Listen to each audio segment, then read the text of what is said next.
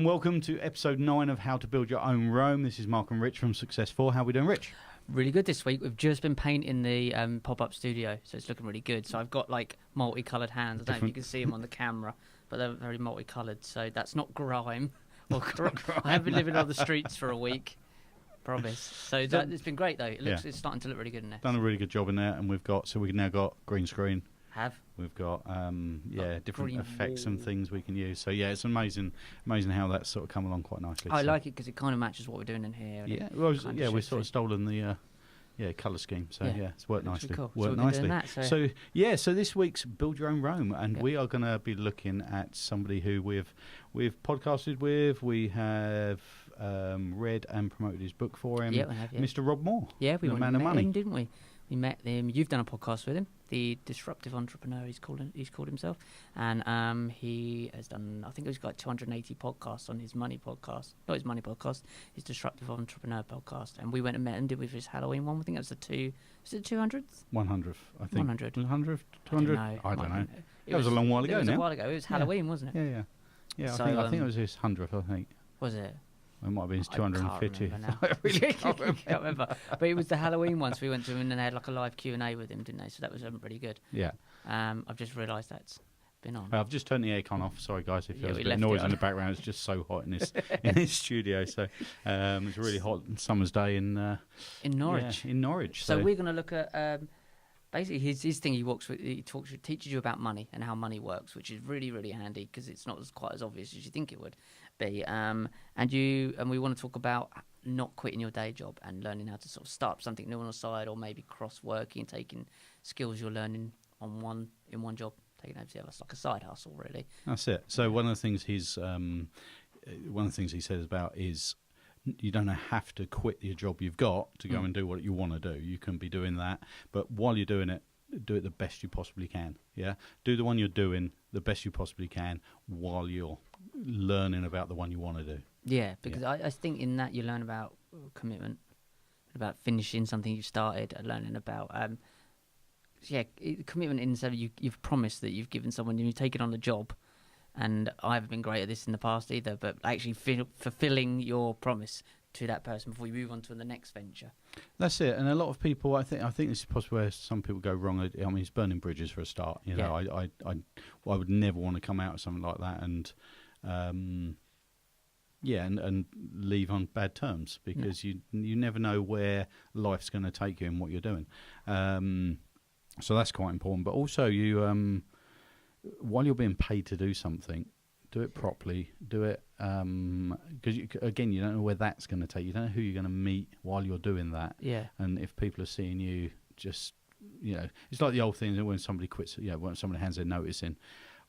I know from a lot of businesses I've worked with, as soon as somebody hands their notice in, you let them go and you just pay them up to the end of their notice, because 9 times out of 10 they're just bloody useless for the next 2 weeks, 4 weeks, whatever. But they also go around and tell everybody else how wonderful their new job's going to be. They're going to tell everyone how, they do all the things you don't really want to do within a business and sort of stir the outcome. It's just, rocket. And so you just want people to, it's not about leaving quietly, it's leaving professionally. Yeah. I think whatever you're doing, whether you're in a job, whether you're in a business or whatever, just leave professionally and, don't burn the bridges. Yeah. I remember that person, that company gave you a job when you needed one. They give you an opportunity. Yeah. I think that's appreciate it. Quite quickly forgotten, isn't it? It's I think this is grass is always greener thing, where you very quickly forget that someone's been paying you a couple of £1,000 a month for the last 5 years, and all you're thinking about is the person that's going to pay you 2,100. And you haven't even started there yet. You might not even make the trial period. Yeah. You don't know. You might need to come back. Keep the door open, definitely. So Rob Moore talks about not that in a sense. Actually, that's my 2 pennies worth added to that. But Rob Moore talks about how learn the skills for your new job while you're doing your other job, but do your other job properly. Yeah. Does he have a term for that? So it's do the job you want as well as the job you have. So he's written on here: no one is going to offer to double your income unless you can do the job that pays double your salary. Makes sense. So instead of asking for a raise, work out which job or role pays double and learn how to do it. So that's kind of like almost like trying to get is that promotion within the job? Is he I don't explaining think it that? matters whether it's promotion, whether it's another job, whether it's. I mean, basically, if you want to earn more money, learn how to do a job that pays more money. Yeah. Now, whether that's a promotion within the same business, whether that's a changing jobs, changing companies, whatever, it's you need to be the one who makes the first step towards earning more money. Yeah. You know, there's so many people out there that are in retail, but they've never read a book on selling stuff. Mm.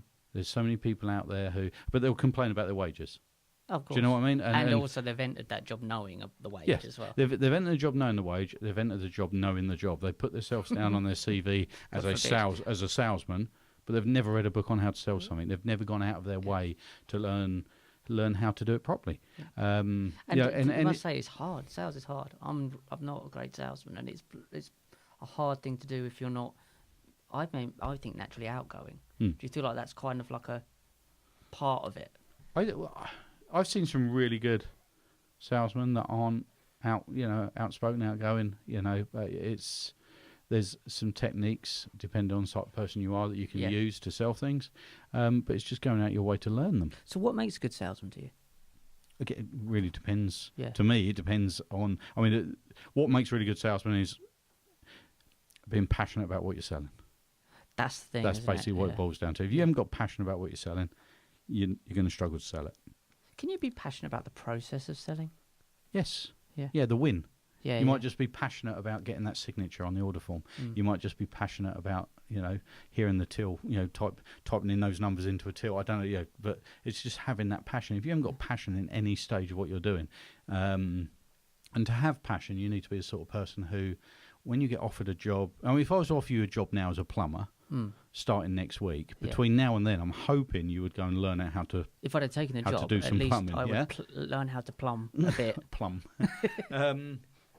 People who take jobs in retail, who generally complain about the job they've got, are the sort of people that just took it because it was just a job at the time, and the sort of people that employ people in retail who are in that situation need to improve their training or their interview techniques. Do you think that's why retail has declined? I know that there's Amazon and there's other things, but do you think there's a part of it because of the lack of passion in selling, or is selling sales become a dirty word? It is a dirty word, and I think that's it. You feel like you're invading someone's privacy by trying to sell to them. You feel like you're, and I think that's one of the reasons as well. When you get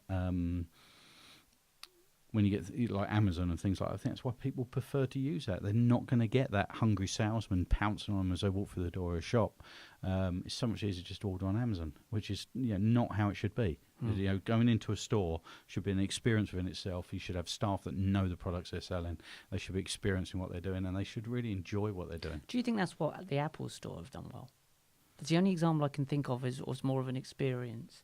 I think the Apple Store have taken it too far. Have they gone and made it a gimmick? They've gone and made it a gimmick, which is like technology is more important than the customer. It's got to a point where, like, oh, my iPad's not working, you can't have an appointment. Yeah, it's like, we can't fit you in for another 3 weeks. Well, they can't. The people in there actually seem to be past the point of actually being able to make a decision because technology controls it all for them. Okay. There might be 5 empty booths where people are sitting there waiting to serve people. Yeah. But my little iPad I've got says we haven't got anybody free. So and that's where it seems to be. So I think they've taken it a bit too far. I think they've made it very smart, very gimmicky, very cool for kids and all that. Yeah. Maybe taking it a little bit too far. Can you think of any examples through the years of a really good sales team or a company that does sales well? Apple. Yeah. Used to. Yeah. No. I think they were doing it very well. I think, like I say, I think they've just taken it too far. But I mean, look at where they've come. They've done tremendously well. And then you get the flip side. You get things like Toys R Us, which have gone the other way, which haven't attempted to keep up with technology, haven't attempted to go online and things like that. And it's been their failure. I can't diss Apple for what they're doing because they've got a couple of pound more than I have. Yeah, a couple of quid. But yeah, I mean, it's. I think there's loads of examples of people I've met who are really good at selling. There's other people that are too good at selling to the point where they might get a sale, but that customer would never come back in the shop again. What's the difference? Through skits. What's that slight difference between that? Is it that they bought something because they pressured into it? Been pressured into it. There's salesmen out there who are one-off salesmen. Okay. So you sort of people that come and get you to sign to change your gas and electric over. Yeah. They've only got to do it once. Yeah, If they can get you to sign, they'll say whatever they need to say to get you to sign. Sure. Change over, change your utilities, whatever. They've only got to get you to do it once, haven't they? Yeah. That's a completely different salesman to the one who needs you to spend money with him every month. Yeah. If you got a rep coming into your business once a month and taking, I don't know, stationary order or something like that, he needs to keep you on side. Yeah. You know, he can't be a pressure. He can't get you to buy 10,000 pens because he won't get an order for pens next month. You know, he's got to just drip feed it and know that it's a long term business. Yeah. Your door-to-door salesman is only ever going to meet you once. He'll say whatever you want to hear to get that sale, won't he? Is that a type of person or a technique? Both. Yeah. Both. I think that type of person adopt that technique, and it's trained into them as well. Yeah. I think that sort of company look for that sort of person. Is that kind of like the sort of thing with window? Like you get all them people ringing you up. Do you need your double glazing? That's done? it. Yeah. Is that sort of the cold calling? I always order a conservatory and then tell them I live in a flat. Or a standard stair lift. Yeah. Well, let's have a look at what Rob's. That's really interesting to talk about sales with you, obviously, because I don't. We talk about business a lot. The actual concept of sales, which isn't my skill set. I think if I'm anywhere, I'm along the lines of the second slower people coming back type thing. You would actually be really good at that because your communication skills and your rapport with other people is really good, and that's what it's all about. It's about building a relationship. Yeah. That's what is lacking from places like Amazon and online sales in general. There isn't that relationship, and I think that relationship and experience of dealing with somebody face to face, somebody who knows the product, somebody who can make recommendations, I think that's really powerful. And I think that once we start losing that as well to online, then it's finished. You watch a lot of things. I don't know what film I was watching. I think it's the Jordan Belfort films, The Wolf of Wall Street, and you see there's obviously Leonardo DiCaprio playing the character, but his was very much. There seemed to be like kind of he was overbearing on the phone, but there was almost like I know you, but he was so quick that the person couldn't even keep up with what he was trying to say. That's it. It was talking to people in a corner. Do you see a lot of that sort of thing, and what do you see of that? Well, that is the bolshy salesman who has only got to get you to do something once. Yeah. You're not. Next time your phone rings and his name comes up, the chances are you're not going to answer it because it's just you're going to end up with something you didn't want. Yeah. That sort of salesman. It's not one I agree with. No. It's not one that I think it's over promising, under delivering. I don't like to do that. I don't see a need for doing it unless you want to con people. Because nothing. A product should sell itself. If the product's not, and I don't mean sell itself. Everything you're selling, but if the product hasn't got the value in it of what you're trying to get for it, to the point where you've got to pressure people into doing it, then you probably shouldn't be selling it.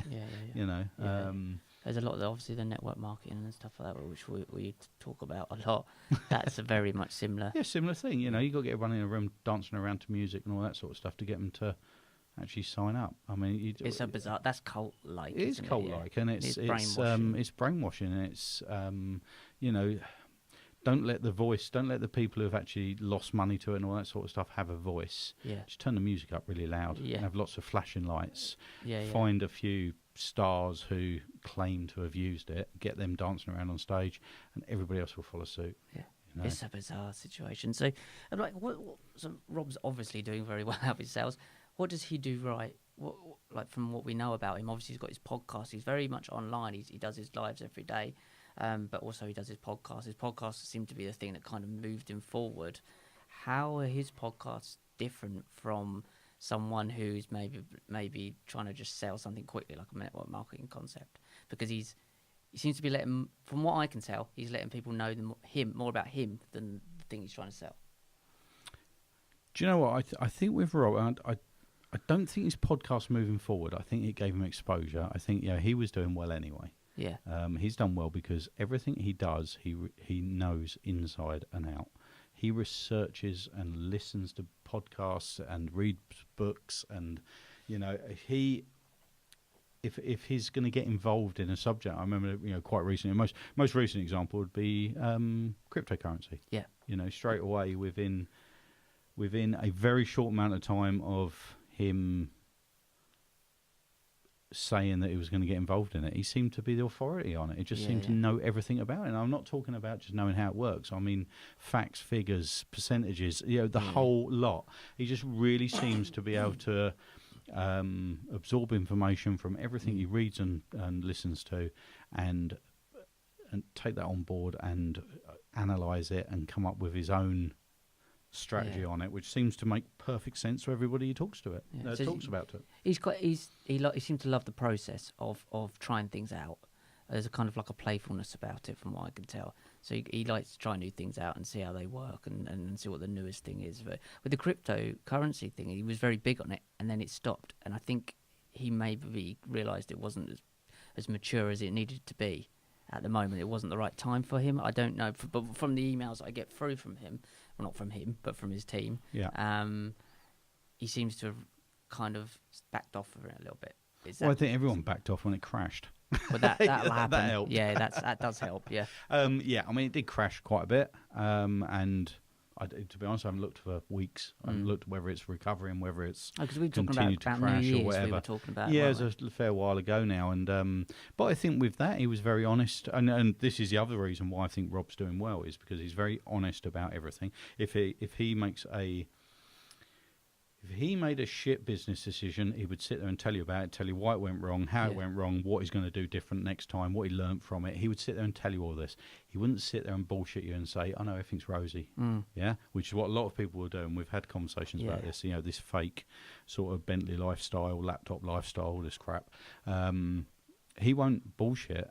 He will sit there and tell you, "Yeah, it went wrong. This is why it went wrong." Yeah. What he also, very sensibly said to everybody when he was talking about cryptocurrency is, I have put in there what I can afford to lose. Yeah. And I would say this to anybody. I mean, if you want to go in a betting office and put a bet on, great, enjoy yourself, have a bet. Safe bet. Do it with money you can afford to lose. If you lose it, walk away. If you win, walk away. Yeah. That's the sensible way of doing stuff.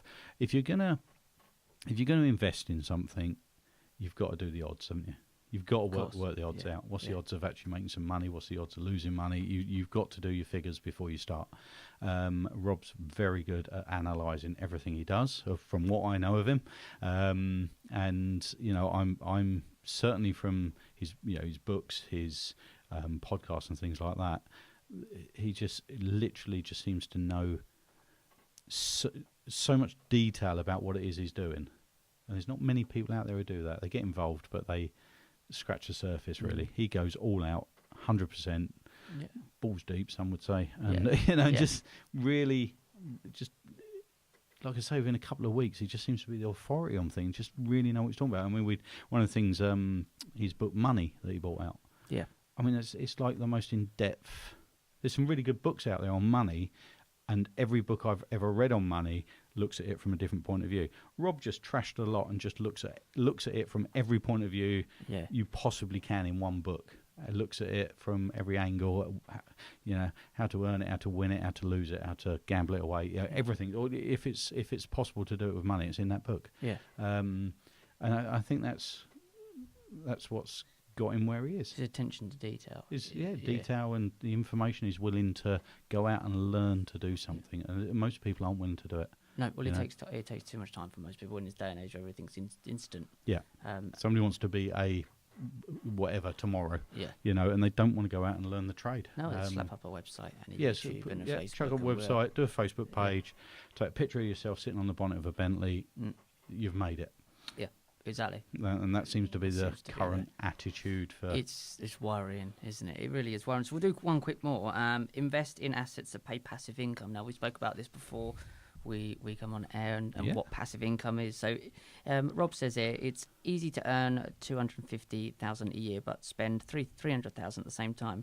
To avoid the spending trap by depreciating liabilities with income streams from assets. For example, instead of buying a $50,000 car, find a lease deal for $400 a month. then build up an asset that creates an equivalent income each month. So okay, I get what you mean. So if you've got right, yeah. so what it's saying there basically, if you were going to go and spend 50,000 on a Ferrari, Yeah, rather than spending 50,000 on a Ferrari, which in a few years' time is probably going to devalue, go and spend 50,000 on a property, yeah, that you can rent out for £1,000 a month, which is enough to pay the finance on a Ferrari. Yeah. Yeah. So at the end of it, you'll still own the Ferrari, and at the end of it, you've basically used that property to buy you a Ferrari. You've leveraged it. Yeah. So you and it's a very sensible thing to do. And there's lots of people out there who waste. I know from a coaching thing, when people are struggling with money, and most people think they just need to earn more money, and actually when you sit down and go through it with them, you don't need to earn more, you just need to stop bloody wasting it. Yeah. People on 50 grand a year haven't got a penny to their name at the end of the month, because they just waste everything they get. They can't help themselves. Yeah. And it's actually getting that under control is far more important than actually earning more money. But and Rob's taking that to a whole new level there, where it's actually when you start finding things, if there's something you want in life, find something else that's going to pay for it for you. Yeah, there's a value, kind of cross value in something else that you can pull out of one asset and pay another one off. It doesn't even have to be you double your own assets, pull the money out of that, which is early because you haven't kind of got that yet, but then buy something else with it, and then you end up owning both bits of. Well, you end up owning both. Assets. At the end of it, you own. Yeah, at the end of it, you own both, and I mean it's just put your money into stuff that's going to go up in value and pay you a passive income, and then use that profit to buy the nice things. Fantastic. Rather than just wasting it on nice things. Okay. Well, it's been a very sensible podcast, this one. Yeah, hasn't it? It's been really good. Rob's a really sensible guy. I really would highly. I mean, we've like I say, we've met Rob. We've been to and watched him record some of his podcasts and different things like that. Really nice guy. I would certainly recommend, if you're in business, if you're involved, actually, even if you're just looking at improving your financial situation. And who isn't? Well, who isn't? Yeah. Rob Moore is on Facebook. He's constantly doing lives, like every day, doing lives on different things every time. I've shared a lot of his stuff. There's it's just some massive value that you can take away from listening. There's one person that's giving you true value. And just going back to what we were talking about earlier about what's made him who he is, what's made him successful with his podcast, I think. He's not trying to sell anything, and he doesn't. I'm not saying he doesn't give a shit, but he hasn't got to impress anybody. He hasn't got to sell to anybody. He hasn't. What he's offering is his knowledge. Yeah, and I think that makes for a really good podcast, because there isn't any alternative motive there at all. No. Most people are doing podcasts and that, they're leading you up to the big sale at the end, or they're leading you up to you because they want to flog you something. He's doing it. He's just doing his own thing, and I think a lot of people can see that because it comes across as sincere and honest, and that makes a big difference. So, guys, if you want to check out Rob's work, he's on Facebook, Instagram, and Twitter. Be the Disruptive Entrepreneur Podcast, and I believe he's just started to release a money podcast as well, which obviously go off the book. So he's got a couple of books out. I know one's called Money. He did do a book before that as well. I can't remember the title. Yeah, Rob, he's not low, he hasn't known. He's got world records for. Longest speech. He done a speech for 18 weeks or something. Like that. It was a long time. Yeah, it was like several hours of talking constantly, which I mean for Rob is like seems to be fairly easy. Yeah. So there's Progressive Properties as well. So if you look into them, but obviously Rob Moore's got his own brand, which is the Rob Moore brand. So have a look into that. But that's been a very sensible podcast. So this has been How to Build Your Own Rome. Actually, this makes up for last week when it was like no value at all. Absolutely no value at all last week. So we've worked out how Bill Gates likes to party. Yeah, that was about it. We had to make stuff up. We so made boring. stuff up. We made stuff up because there wasn't a lot going on for poor old Bill. Well, I say poor, he's not poor. Something I'm missing there. So build your own. This has been How to Build Your Own Rome. Episode 9, and check out all our work at successful.com. We're at Successful Global on all social media platforms, and we've also got SoundCloud account up, so check out all our podcasts on there. And if you want to get in touch with us and you're into self-development, well-being, entrepreneurism, business, contact us info@successful.co.uk, and we'll speak to you soon. That was a mouthful. Well done. It really was, wasn't it?